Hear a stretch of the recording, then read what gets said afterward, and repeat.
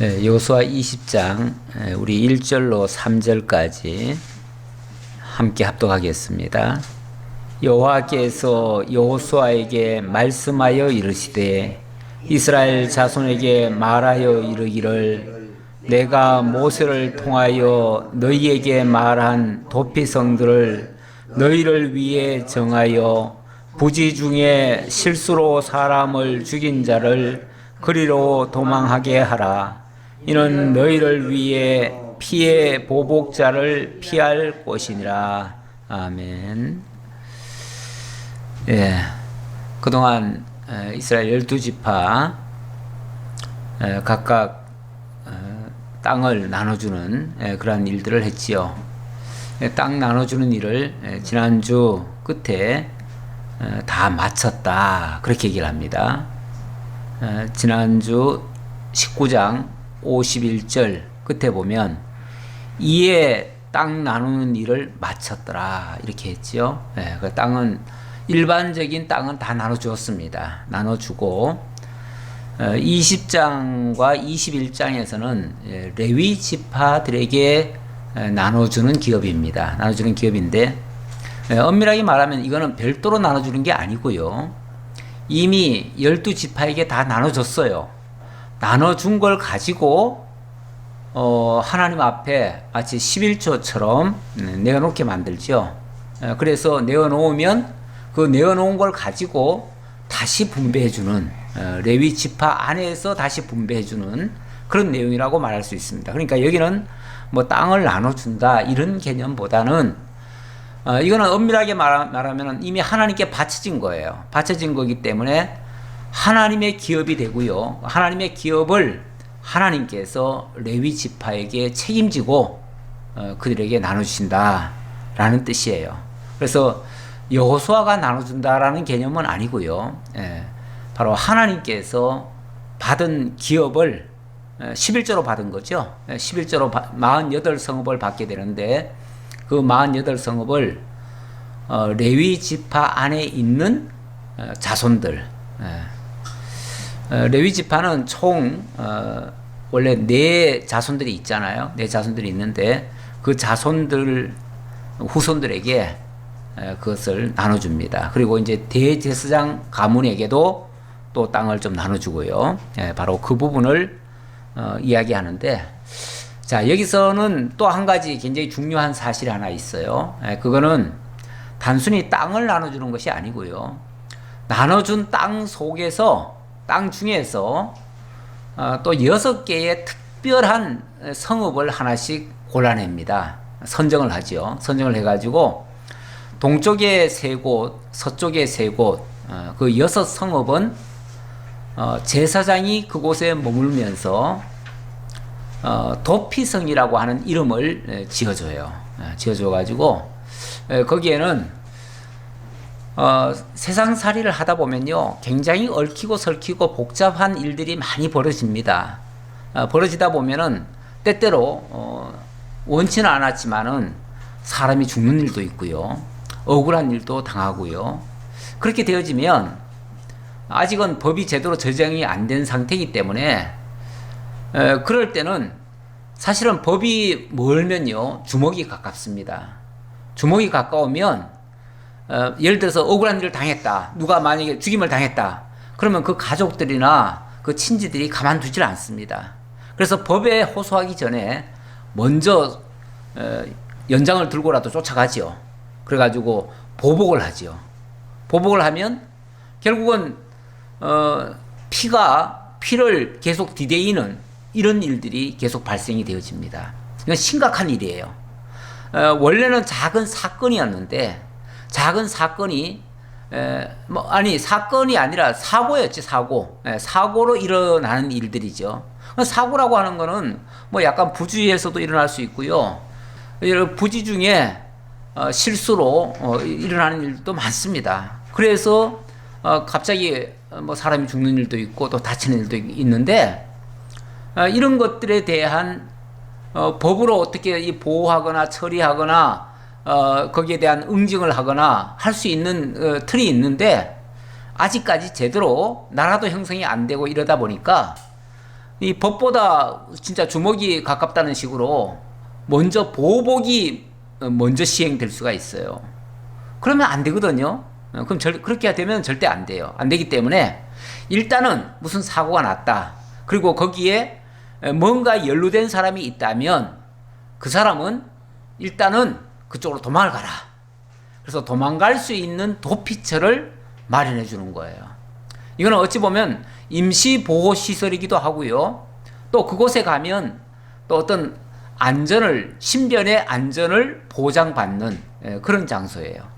이거는 뭐 다른 데서는 없는 법일 수도 있는데 어쨌든 하나님께서는 이렇게 세밀하게 인간의 어떤 헛된 죽음을 당하지 않도록 이런 법을 제정해 주셨습니다. 제정해 주고 이러한 법은 바로 레위 지파가 살고 있는 곳, 그 중에서도 특별히 선택된 곳, 레위 지파가 전국에 흩어져 살거든요. 전국에 흩어져 살면 뭐 만약에 지파로만 따져도 12개 지파가 되잖아요. 지역이 12군데로 나뉘잖아요. 나뉘는데 그렇게 되면은 굉장히 범위가 넓은데 그거를 또 줄여가지고 6개로 만듭니다. 그래서 6곳에다가 도피성을 만들어 놓고 그곳에 도피한 자들은 어찌됐든 간에 일단은 보호를 해줍니다. 보호를 해줘서 물론 뭐 계획적이고 의도적으로 아주 고의로 사람을 정말 죽이려고 죽였다면 설령 도피처에 들어갔다고 할지라도 보장은 못 받아요. 못 받지만 만약에 정말 부지 중에 불의의 사고로 빚어진 일이라면 솔직히 그 사고 낸 사람도 억울한 거예요. 그렇죠? 예. 물론 죽은 사람은 더 억울하겠지만 그래서 어쨌든 그건 사고면은 사고에 응당한 처벌만 해야지 만약에 뭐 사람이 죽었다고 해가지고 이는 이로 눈은 눈으로 갚아버리면은 큰일 나는 거죠. 그러면 또 당한 사람은 또 가만히 있겠어요? 또 보복하겠죠. 또 보복당한 사람은 또 가만히 있겠어요? 또 보복하겠죠. 그러면 정말 피가 피를 디데이는 계속 이런 악순환이 벌어지게 됩니다. 이렇게 되어지면 하나님께서 만들어 놓으신 그 고귀한 생명들이 정말 참 어이없이 죽어지는 그런 불상사가 계속 일어날 수 있어요. 그래서 그걸 막기 위해서 도피성을 만들어라. 이렇게 명하시는 장면입니다. 자, 20장 1절 다시 한번 볼까요?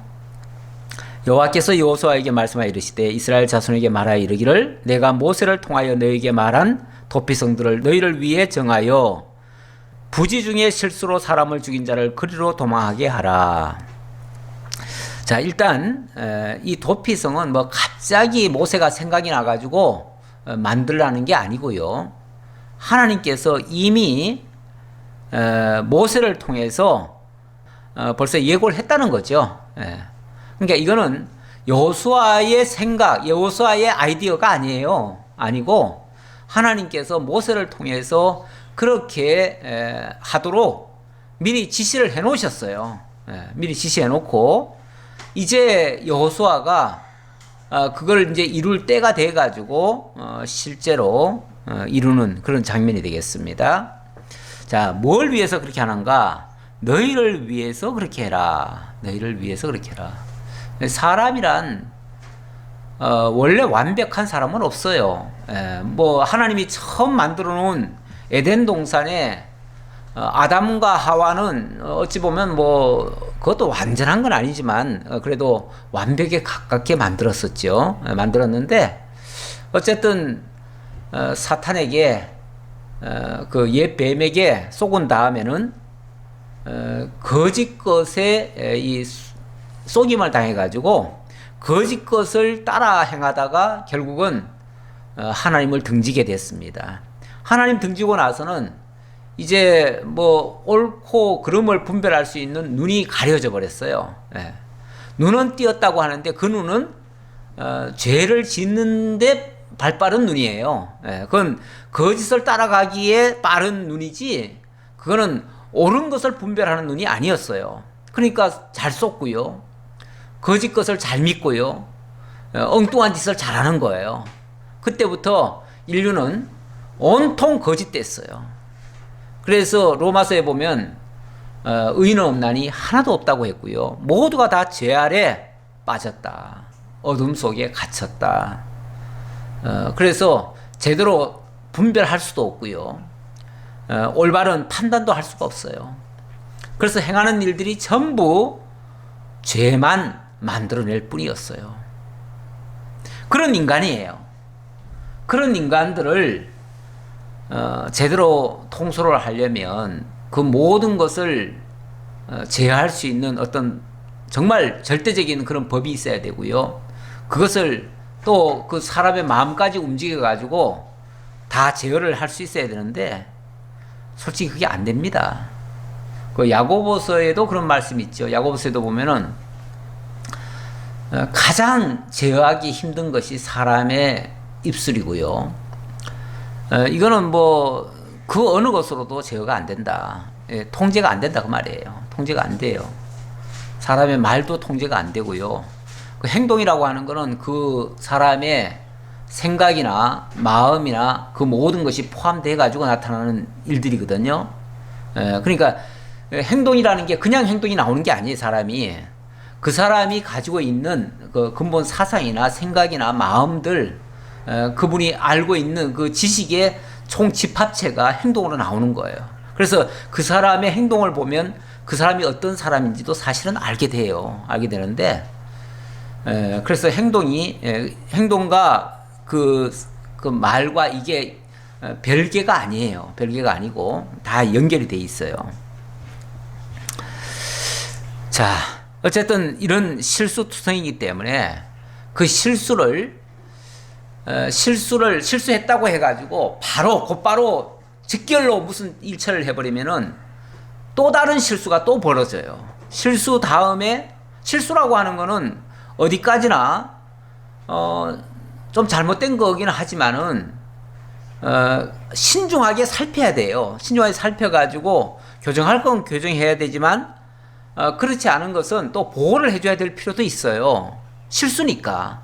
내가 뭐 잘못을 했더라도 실수였으면은 그 실수한 부분에 대해서는 지적은 해야 되겠지만 그거는 그거 가지고 사람을 완전히 무시를 한다거나 제거를 한다거나 죽여버리면은 그 실수를 돌이킬 기회조차 안 주는 거잖아요. 그렇기 때문에 실수를 가지고 완전히 사람을 논단을 하고 판단을 하고 정죄를 하고 이거는 굉장히 위험한 겁니다. 자, 그래서 실수한 사람을 일단은 잠깐이지만 보호를 해줘야 될 필요가 있어요. 보호를 해주려면 일단은 그 흥분한 사람들 곁에서 격리를 시켜줘야 돼요. 격리 안 시켜주면은 그 정말 실수지만 어쨌든 사람이 죽은 사람들 가족들은 흥분이 해가지고 뭐 이 통제를 못 받습니다. 자기 통제를 못 해요. 자기 통제를 못 하기 때문에 결국은 그 다음에 하는 일은 실수가 아니에요. 보복하는 거는 실수가 아니에요. 그거는 고의로 하는 셈이 되는 거죠. 그렇잖아요? 보복하는 거니까. 그러면은 어찌 보면 실수로 한 것보다도 훨씬 더 큰 죄를 저지를 수가 있어요. 그럼 서로를 이걸 막아줘야 돼요. 피해 당한 사람도 막아줘야 되고 또 고의로 보복하려고 하는 사람도 막아줘야 돼요. 어쨌든 그거를 시간이라도 벌어야 되고요. 그 공간이라도 떨고 놔야 돼요. 그래야 제2, 제3의 실수, 제3의 또 범죄는 안 일어나는 거죠. 기왕 일어난 건 할 수 없더라도 계속 이어지는 것만은 막아야 돼요. 왜, 뭐 그런 말도 있잖아요. 새가 공중에서 똥을 싸는 거는 우리가 막을 방법이 없어요. 그러나 새가 똥을 쌌으면은 그 똥을 다시는 맞도록 내버려 두는 거는 안 되는 거죠. 그거는 막아야죠. 다시 거기에 맞는 것만큼은 막을 조치를 취해야죠. 이 죄라고 하는 게 부지불식간에 죄라고 하는 게 일어날 수는 있어요.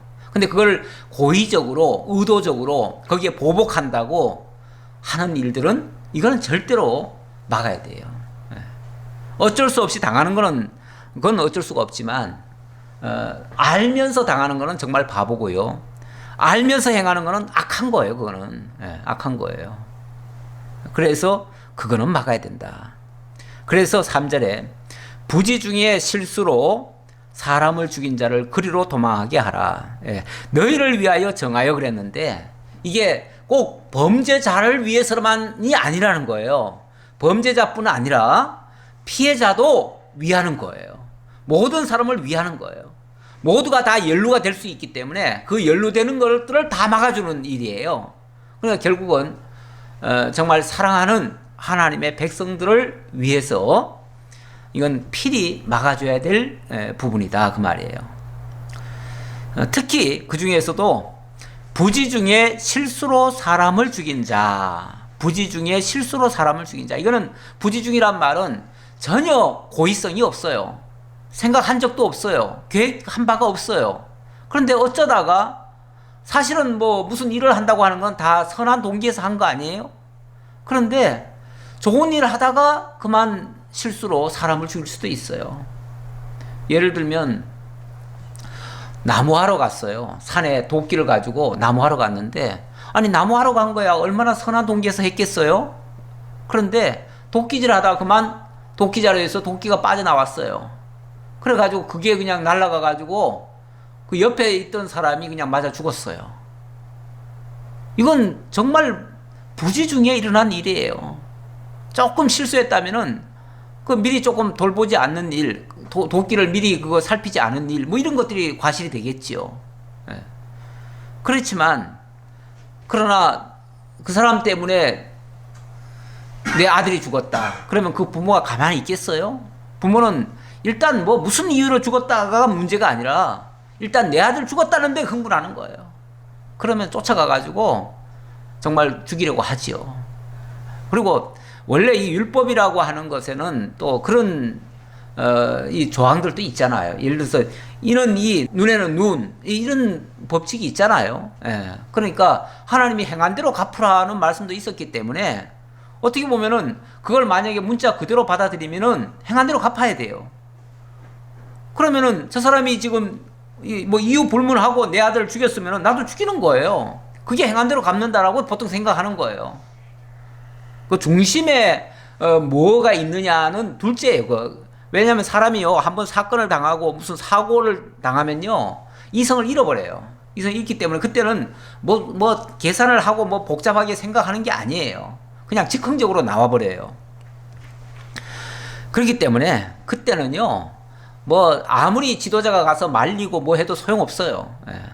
그렇기 때문에 무조건 도망가라. 도망이 원래 그 전법 중에요 최고의 전법은 36개 주랭랑이라고 그랬어요.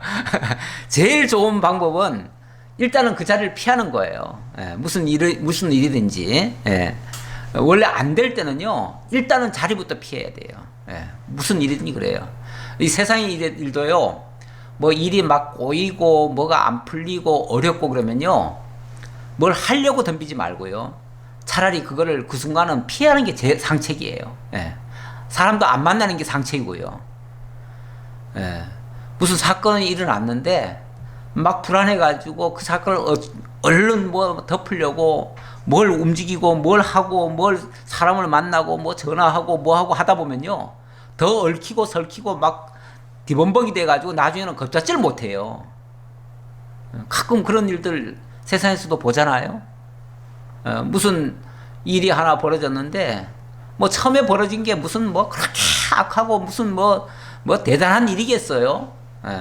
그런데 이게 한번 얽히기 시작하면요 또 불안하면 특히 불안하면요 이 전공법을 쓰는 게 아니라 이 편법을 자꾸 쓰게 돼요 사람이.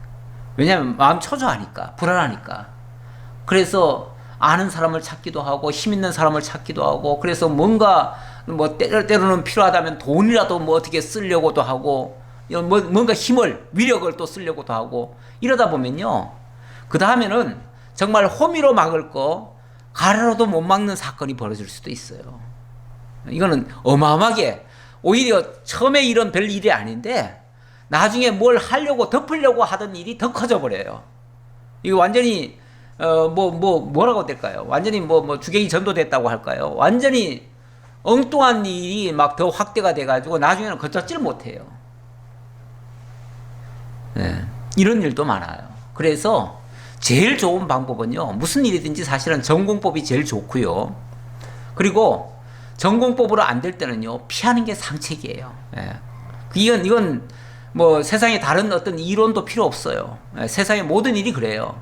그래서 예를 들어서 부부 간에도 심한 다툼이 벌어질 때가 있어요. 근데 막 흥분이 됐어요. 막 남편이 엄청나게 흥분됐어요.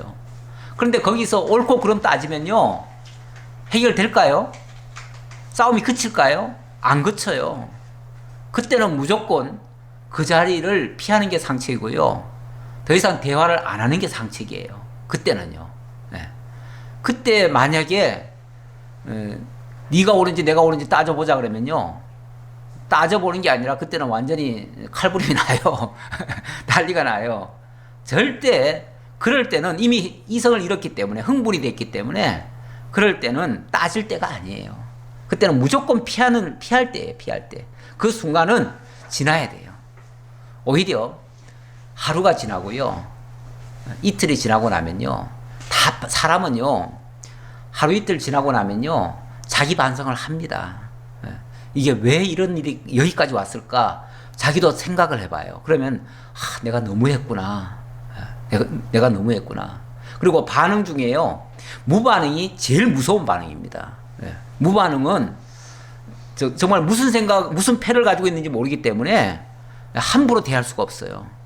그런데 뭐라고 막 조잘조잘 막 따져대기 시작하면요, 약점이 다 보이기 때문에 내가 이렇게 눌러버리면 이건 꼼짝 못한다라는 게 알아버려요.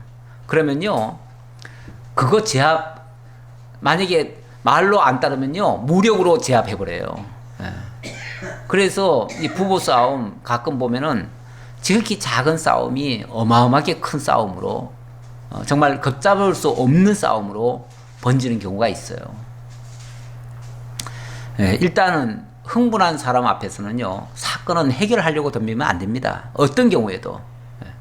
사람은 흥분하면요, 이성을 잃어버려요. 잃어버린 사람하고는 대화가 원래 안 되는 거예요. 그래서 여기도 무조건 도망하게 하라. 도망이 상책이에요. 이는 너희를 위해 피해 보복자를 피할 것이니라. 일단은 흥분한 사람, 피해 보복자를 피하도록 하기 위해서 그렇게 도피성을 만들어주라, 그 말입니다.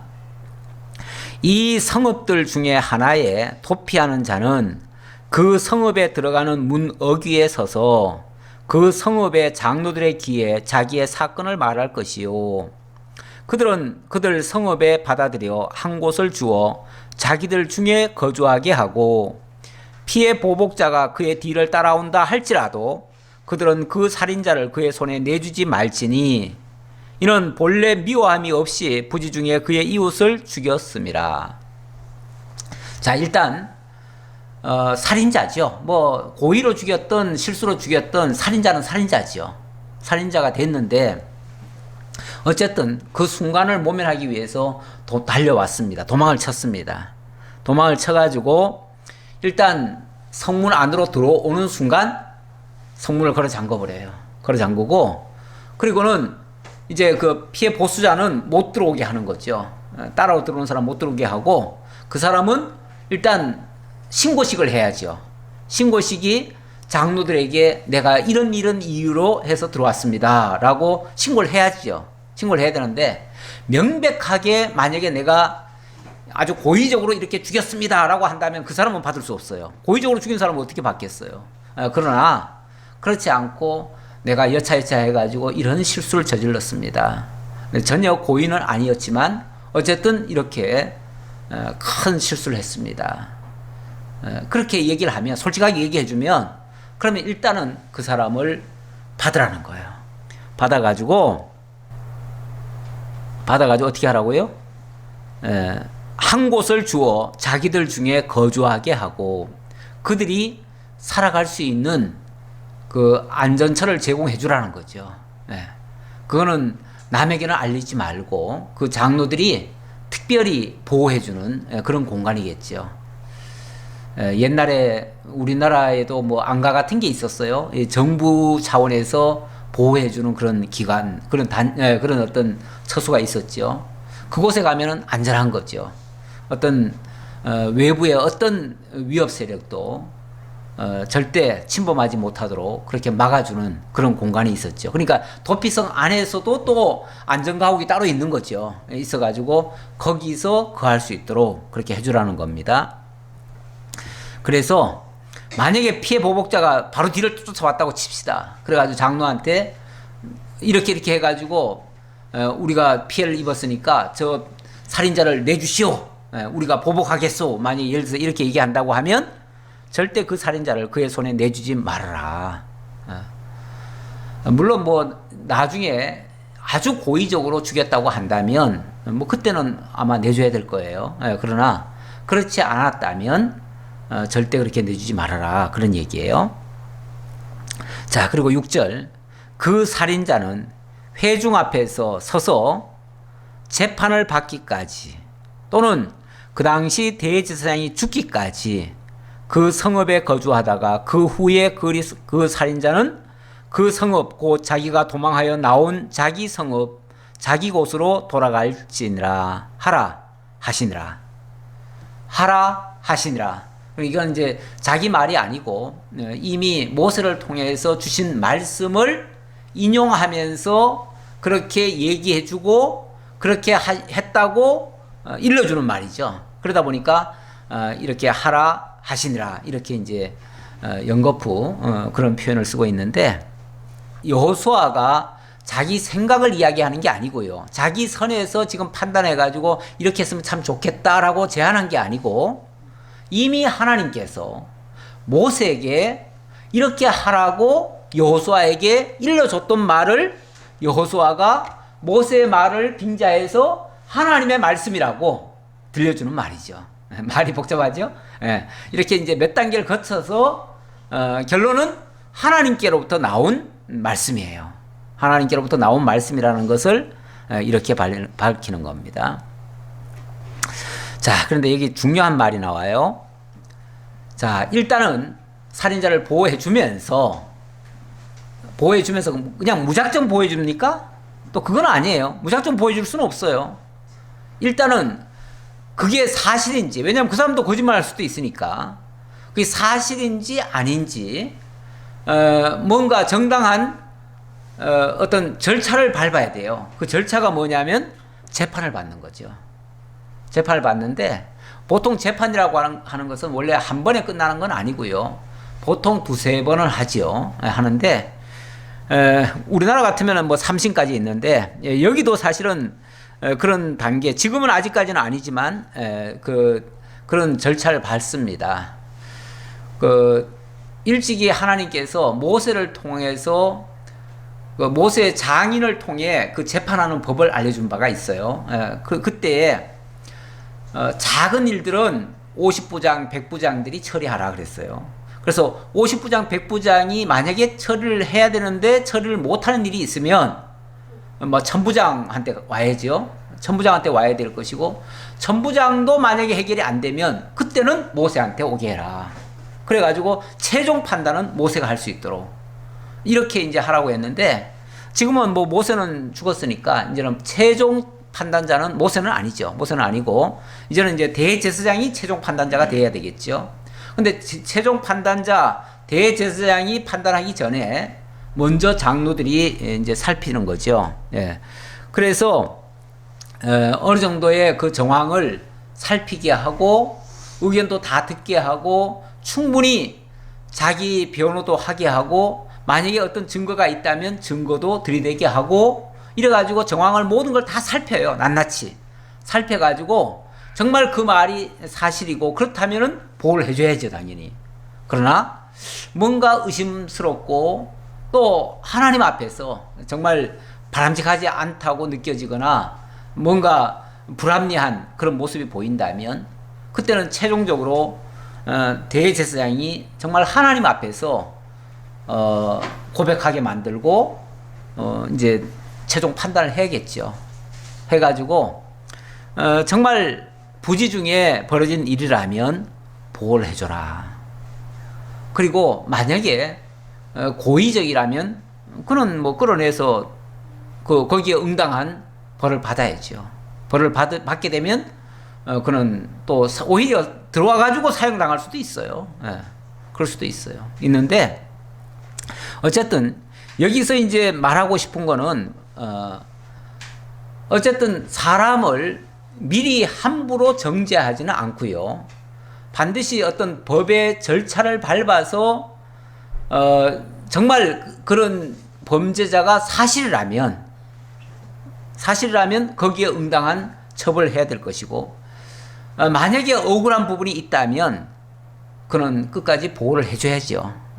그게 원래 법의 정신이기도 해요. 근데 이 세상이라고 하는 것은 지금은 이때보다야 지금은 얼마나 많이 밝아졌습니까? 그리고 모든 것이 이제 제도화 됐잖아요.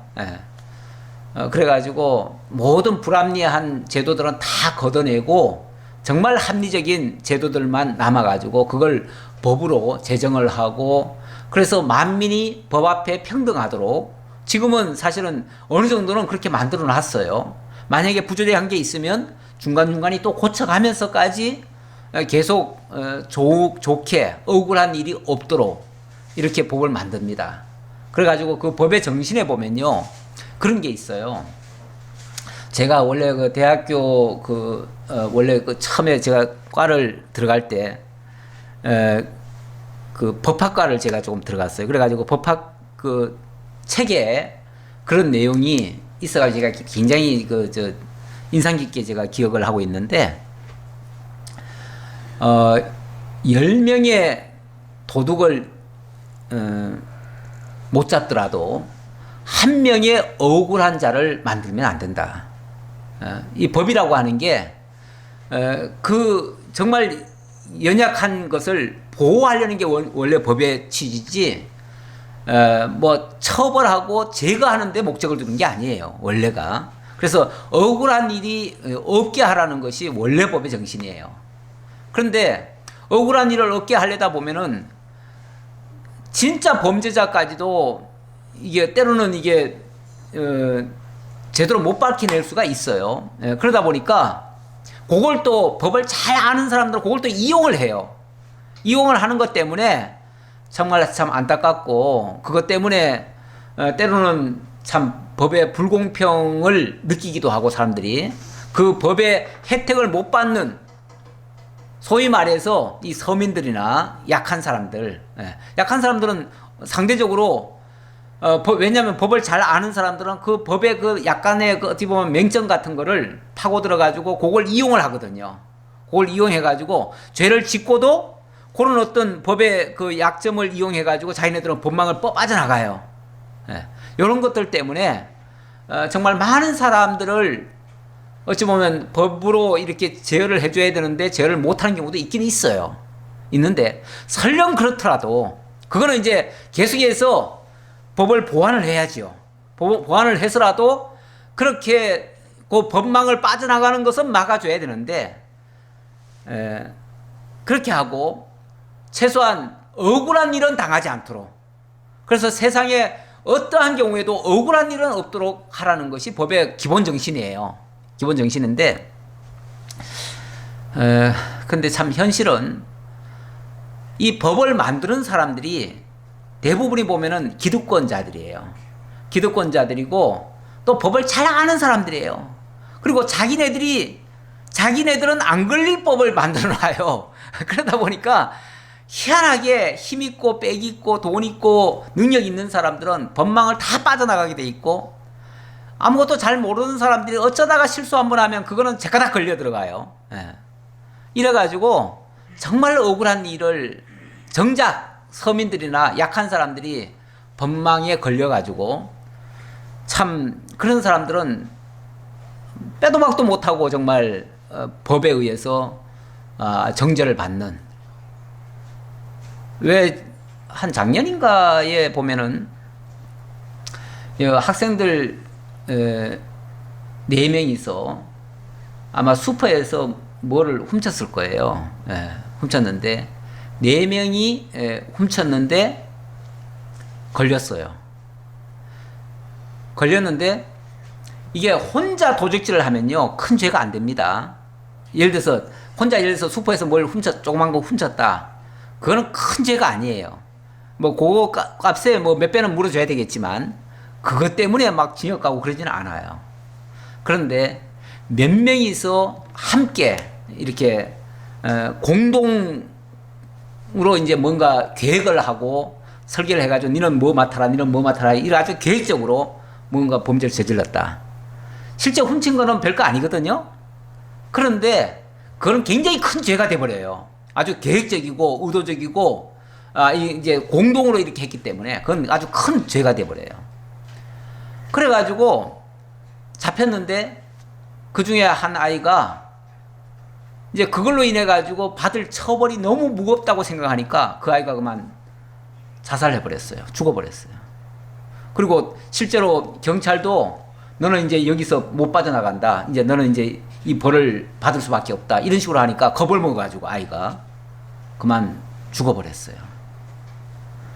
아니, 우리가 봤을 때는 정말 참 별일도 아닌데, 애들이 그럴 수도 있지. 이렇게도 생각될 수 있는데, 그러나 이 법이라고 하는 거는요, 그런 데서는 용서가 없어요. 그런 데서는 용서가 없어요. 원래 법은 원래 눈물도 없어요, 원래.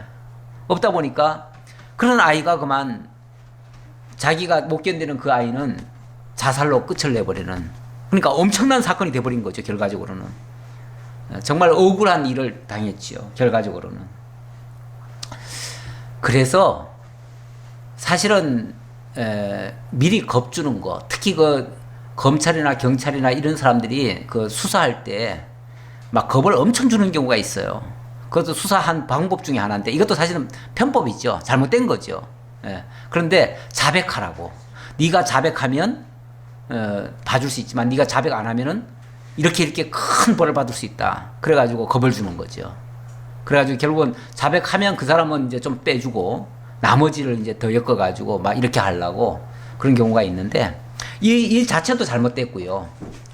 결국 자꾸 억울한 삶을 만들어내는 거예요. 은연중에.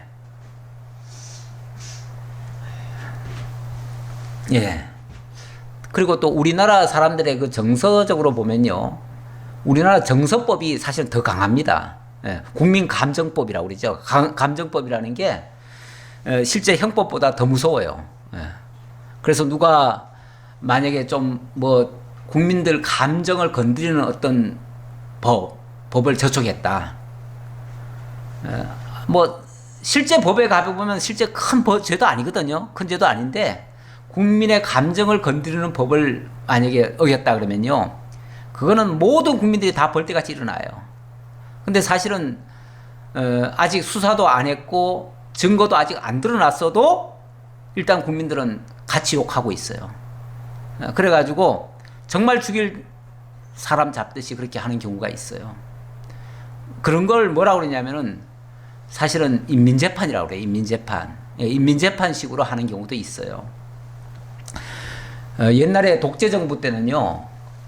독재정부 때는 정말 없는 죄도 자백하라 그래가지고 고문하고 그래서 누가 하나가 거짓말로라도 자백을 하면요. 그걸 가지고 모든 사람 다 엮어가지고 이 사람이 이렇게 자백했기 때문에 증거는 아무것도 없어도 그래가지고 이 일망타진했다 그래가지고 일망타진해가지고 몽땅 다 연루된 사람들 몽땅 다 사형 선고 내리고 그 다음날 다 직결로 다 그냥 사형시켜버린 사실 이런 일도 또 무진장이 많습니다. 엄청나게 그런 일들이 많았어요. 이게 이제 어찌 보면 독재정부나 지금도 북한의 공산당들은 그렇게 해요. 공산주의가 원래 인민재판이 하잖아요. 옛날 같으면은 마녀 사냥식에. 그러면 국민들은요, 만약에 권력기관에서 그렇게 얘기를 하면 다 그런 줄 알고 같이 저놈 나쁜 놈이다 하면은 같이 돌팔매를 들어가지고 같이 던져요. 그러면은 꼼짝없이 다 죽습니다. 그냥 다 죽일 놈 만드는 겁니다. 일단 그렇게 낙인 찍혀지면요, 좋은 글씨 그어지면 그 다음부터는 세상에서 완전히 매장이 돼버리죠. 정말 지도자는요, 지금 여기는 대제사장이 하는 일인데, 대제사장은 이렇게 억울한 일을 당하는 일을 절대 막아야 된다. 지금 여기 본문은 그걸 지금 강조하는 겁니다. 그래서 그가 누구로부터도 욕을 먹지 않도록, 누구로부터도 해를 당하지 않도록 막아줘야 된다. 어떤 면에서 옛날에 천주교가 그 일을 참 많이 잘했어요. 잘했어요. 한때 우리나라가 굉장히 독재 정권에 정말 정신 못 찰 때가 있었어요. 그때는 법이 뭐 우선이 아니에요. 법이 우선이 아니고, 그럴 때 그 억울한 사람, 억울한 일을 당한 사람이 피할 데가 없습니다. 아무 데도 갈 데가 없어요. 아무 데도 갈 데 없으면은 어디를 갔냐면 명동성당을 들어갔어요. 명동성당 들어가면 일단 그 안에 들어간 사람은 그 주교가 내 생명을 거두어 가기 전까지는 못 들어간다 하고서 사실은 막아줬어요. 그러다 보니까 나중에 가보면 그 사람이 억울한 사람이라는 것을 그게 드러나요. 그래가지고 보호를 받고 그런 경우가 있었어요. 있었는데, 나중에는 물론 막 더 개팍한 정부가 들어서 가지고는 명동 성당까지 들어가 가지고 잡아낸 적도 있지요. 있기는 있는데, 사실은, 물론 우리나라는 이 종교국가가 아니에요. 종교국가가 아니기 때문에 특정 어디 성당이나 교회가 그거 보호해주는 기관이 될 수는 없어요, 우리나라가. 왜냐면 우리나라는 종교국가가 아니니까. 하지만은, 사실은 목회자도 최소한은 그런 거를 보호하는, 자는 돼야죠. 억울한 일을 당하는 사람을 보호해주는 자는 원래 돼야 맞는 거죠. 그렇게 돼야 맞는 거죠. 이건 이제 어떤 정신을 제가 지금 말씀드리는 겁니다.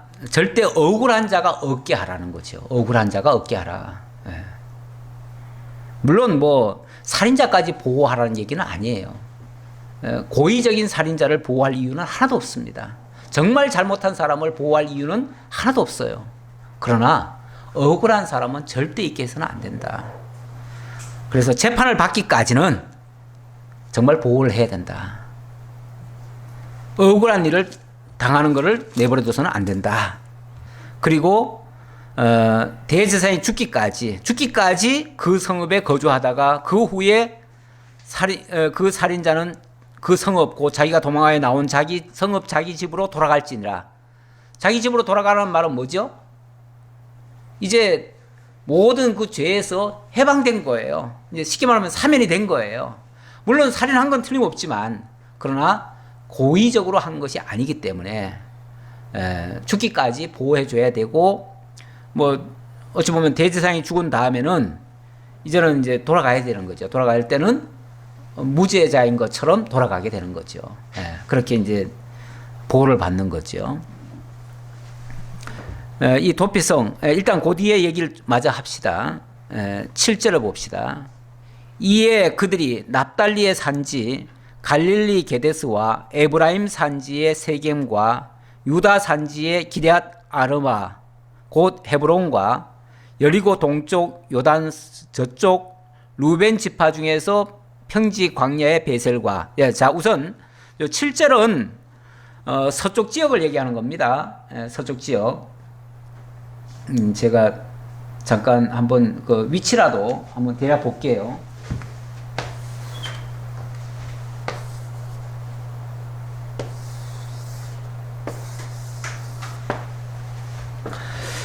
제일 처음에는 어디라고 그랬습니까? 납달리의 산지 갈릴리 게데스와, 갈릴리 게데스라고 했으니까 원래 이제 갈릴리 지역이고 거기 이제 게데스라고 하는 성읍이 있다는 얘기예요. 납달리 산지란 말은 납달리 지파에게 나눠준 땅이다. 납달리 지파는 바로 이 지역입니다. 여기 조금 더 위로 올라가죠. 여기쯤 올라가죠. 여기 이제 갈릴리 바다가 있고, 여기 이제 그 갈릴리 바다 옆에 있는 그 납달리 지역에게 나눠준 그 땅이다 그 말입니다. 그러니까 여기쯤이라고 봅시다. 예, 그 다음 에브라임 산지의 세겜 그랬습니다. 에브라임 산지 세겜. 예. 이 에브라임 산지는 여기쯤에 이렇게 돼 있죠. 이렇게 돼 있는데 여기쯤, 여기쯤에 세겜이 있습니다. 여기 납달리, 납달리가 아니라 게데스. 그 다음 유다 산지의 기럇 아르바 곧 헤브론과 헤브론. 헤브론은 이 아래 지역이 여기가 전부 다 유다 지역이거든요. 유다 지역인데 여기쯤 헤브론. 자, 이렇게 해서 요단 서편에 세 군데가 있다. 자, 이 정도로 보시고 또 요단 동편 8절입니다. 여리고 동쪽 요단 저쪽 루벤 지파 중에서 평지 광야의 베셀과 베셀 한 여기쯤이 되네요. 여기가 이 루벤 지파 땅인데요. 한 여기쯤 베셀. 그 다음 갓 지파 중에서 길앗 라못과 길앗 라못은 조금 위쪽이네요. 한 여기쯤, 한 여기쯤 길앗 라못.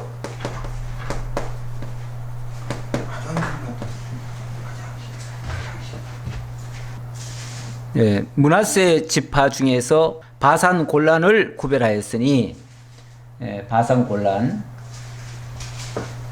이 윗지역이죠. 윗지역인데 이제 여기쯤에 골란, 골란, 라못, 베셀 이렇게 6개 지역을 선정을 해가지고 여기를 도피성으로 삼았습니다.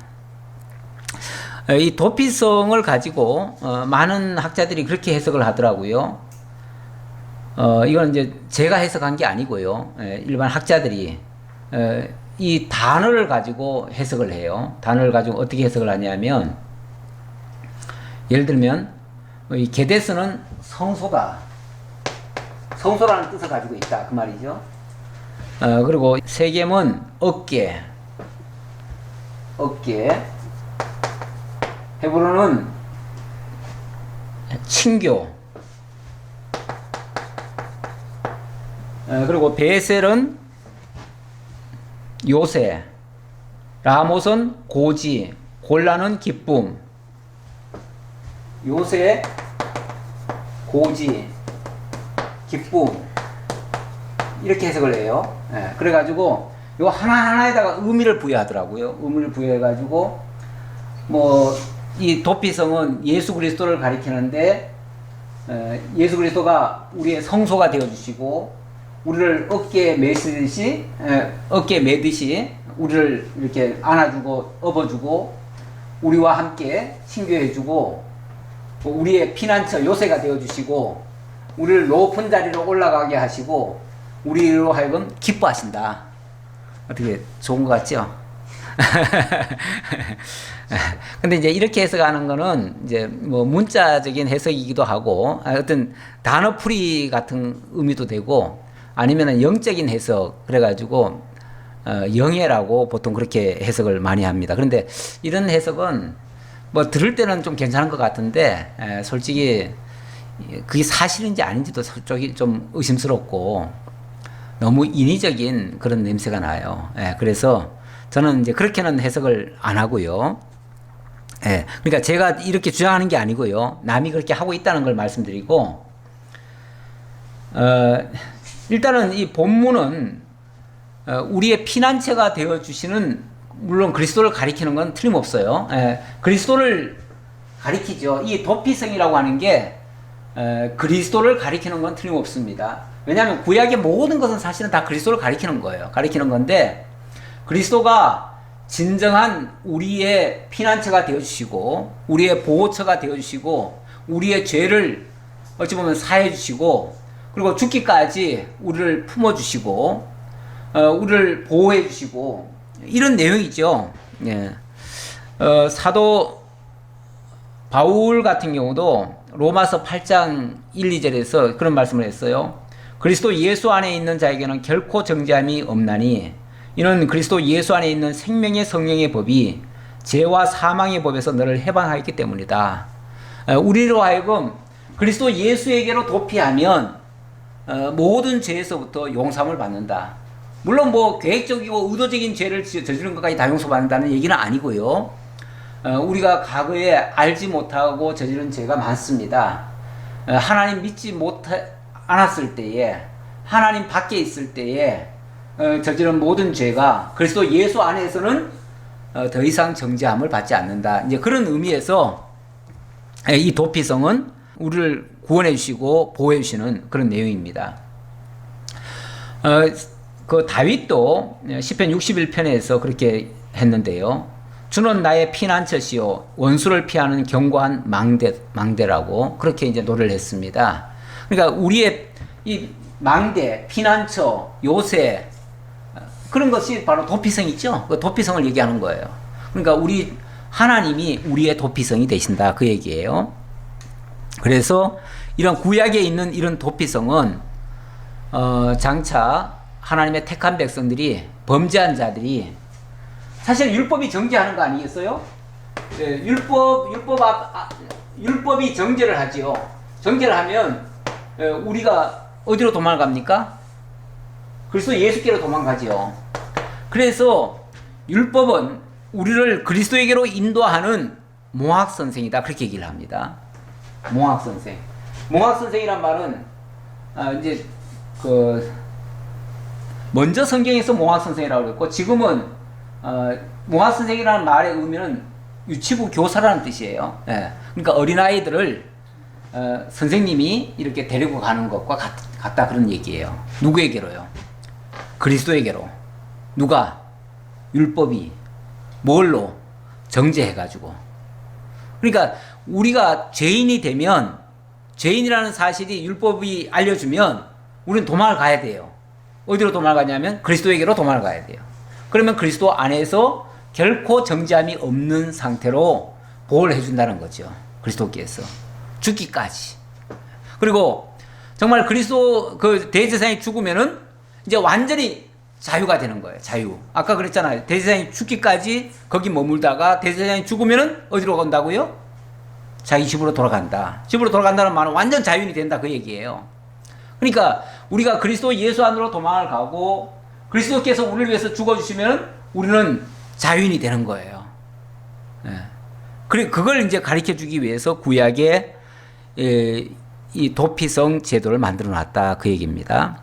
이는 곧 이스라엘 모든 자손과 그들 중에 거류하는 거류민을 위하여 선정된 성읍들로서 누구든지 부지 중에 살인한 자가 그리로 도망하여 그가 회중 앞에 설 때까지 피해 보복자의 손에 죽지 아니하게 하기 위함이라.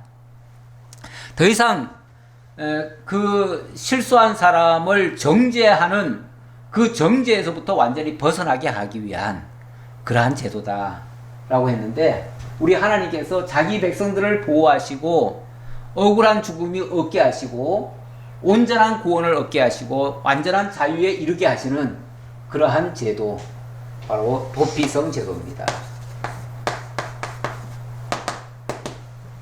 기도하겠습니다. 아버지 하나님 감사합니다.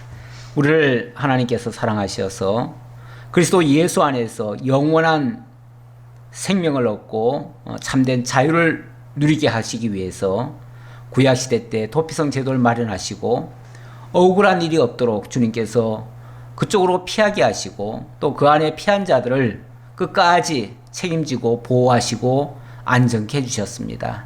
아버지 하나님 참으로 이 세상에서도 죄와 사망 가운데 죽었던 자들 그리스도 예수께로 도피하게 하시고 그리스도 예수 안에 들어간 자들에게 결코 정죄함이 없게 하시고 참된 자유를 주시는 주님 너무나 감사합니다.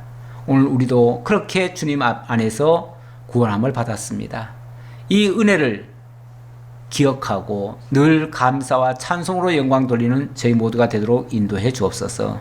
감사드리옵고 우리 주님 예수 그리스도의 이름으로 기도하옵나이다. 아멘.